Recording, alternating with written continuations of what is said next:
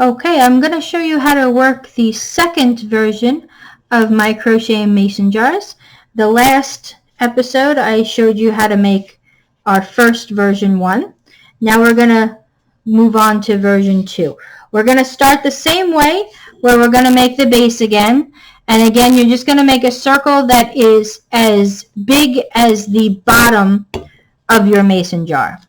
Okay, so we're going to start off again with a H crochet hook. We're going to need a stitch marker, and then we're going to use cotton yarn. Okay, I'm using worsted weight yarn. If you want to use DK yarn or lace weight yarn, you can. You just probably need to adjust your stitch count, and you'll need to adjust your hook size. Okay, so I'm going to chain 2, and then I'm going to single crochet in the second chain from the hook. And then as I crochet, I'm going to crochet over my tail, just like I did with the last version. If you want to make a magic ring, you can do that. Okay, I like to do the 2 chains and then single crochet over them.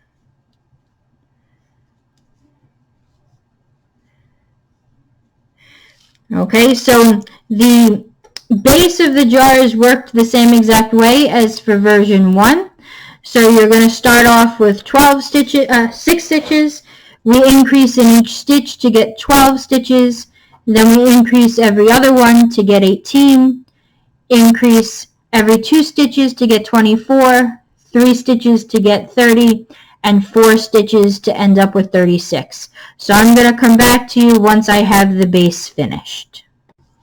Okay, I have done my 6 rows of the base, and I am ready to start on the body of the work. And again, you just want to make sure that the base fits the bottom of your mason jar.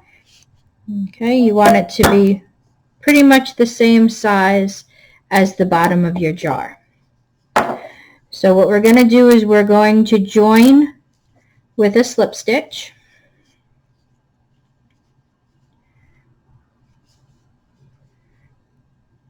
And then we're going to chain 6. And this counts as your first treble crochet plus a chain 2. So we're going to treble in the same spot. So we wrap around twice, go in, go through 2, 2, and last 2. Now, this pattern is a multiple of 5, but we ended up with 36 stitches, so we need to get rid of 1 stitch. And the way that we're going to do this is just once we're going to skip 5 stitches instead of 4 stitches. So right off the bat, we're going to skip 5. So 1, 2, 3, 4, 5. So in the 6th stitch, we're going to do a treble, chain 2, treble.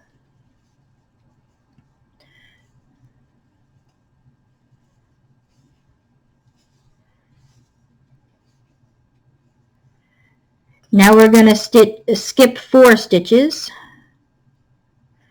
and do the same thing, treble, chain 2, treble.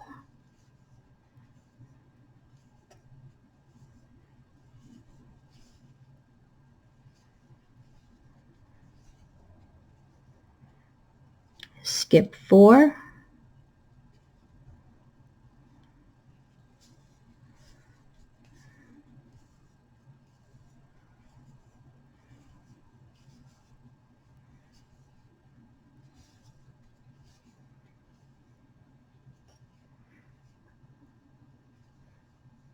And we're going to do this all the way around.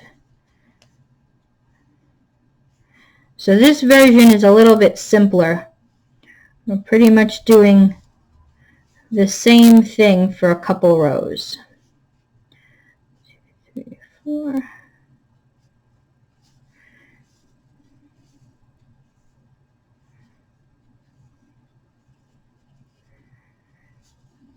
And you'll see how it's starting to close in on itself. That's fine. We want it to do that.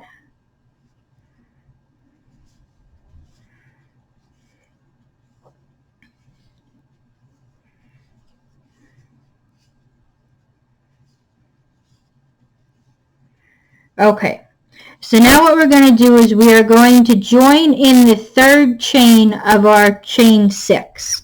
Okay, so basically if we look at it, we want it to be the same height as our treble, and then we want to have our chain space. So we're going to go right in the top here and slip stitch. Okay, now if we leave our work the way it is, it's actually going to be inside out. So at this point for this row, I'm just going to flip us so that we're on the right side facing us. Okay, and now we're going to continue. So the first thing that we have to do is we have to get over to this chain 2 space in here. So we're just going to slip stitch into the space. Okay, and then we're going to chain 6. And then we're going to work the row just like we did. So we're going to do our second treble in here because the chain 6 counts as our first treble and chain 2. And then we're just going to go into the chain 2 spaces and we're going to work our treble, chain 2, treble.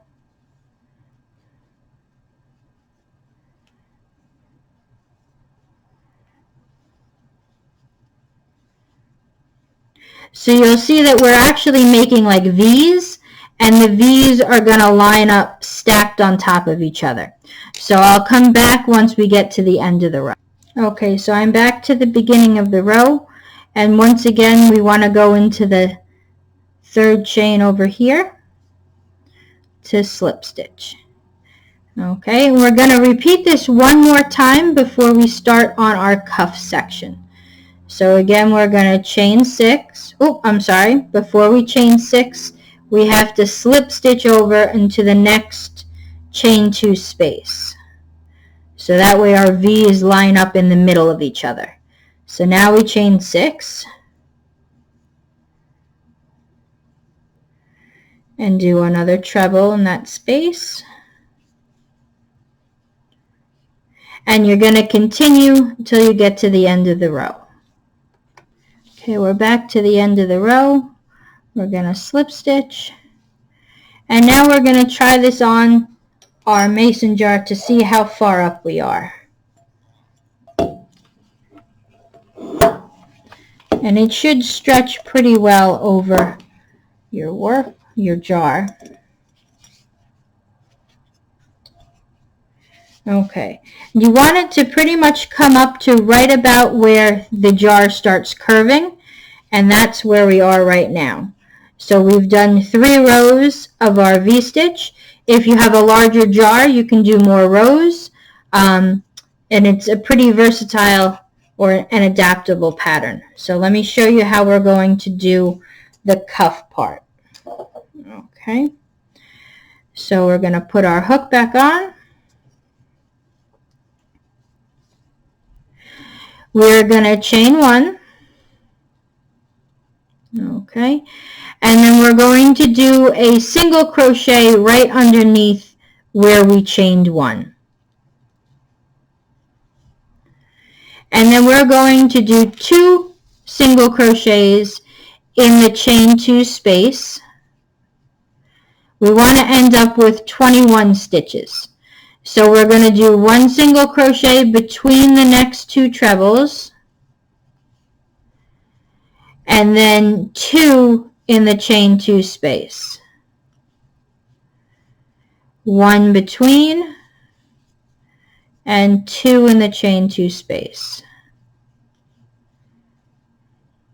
And you're going to do this all the way around, and we're going to join with a slip stitch.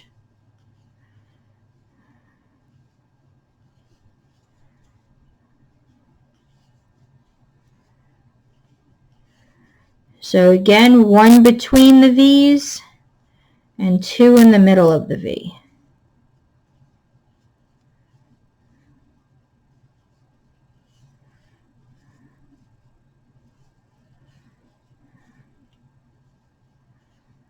Okay, and then we're going to join with a slip stitch.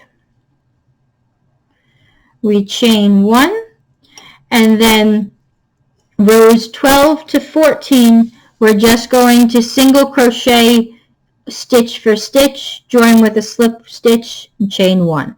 So I'll come back to you at the end of row 14. Okay, I've finished up on row 14, so now I'm going to try it on my mason jar again. It's going to be tight because we ended with only 21 stitches. So you're going to have to stretch it over the mason jar, but it will fit, and it'll ensure that there's a tight seal around the top. So you're just going to pull it up, and then if it doesn't come up as high as you want, you could add more of the single crochet rows. But this is your mason jar cover. Okay, so you're going to fasten off. Okay, I like to leave a tail of about 6 inches so that I can weave it in. So I'm just going to fasten off. And then you would weave in your ends and you're all set for your tea light. So again, to show you a refresher on how to weave your end in. So you're going to take your tail and a tapestry needle. And then I like to go on the inside of my work. So I'm just going to pick a stitch to go down. And then I'm just going to kind of go around a row under little loops wherever you can. And you'll see that the needle isn't really showing through on the other side. You don't want to go around the stitch. You kind of want to go halfway through the stitch. And then I'm going to go backwards a bit.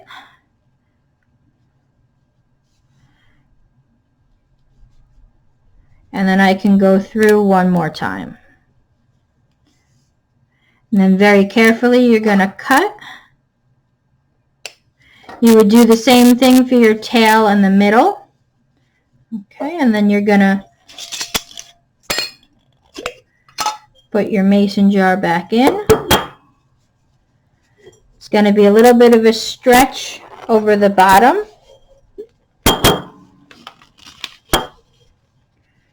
And then you just pull it up top.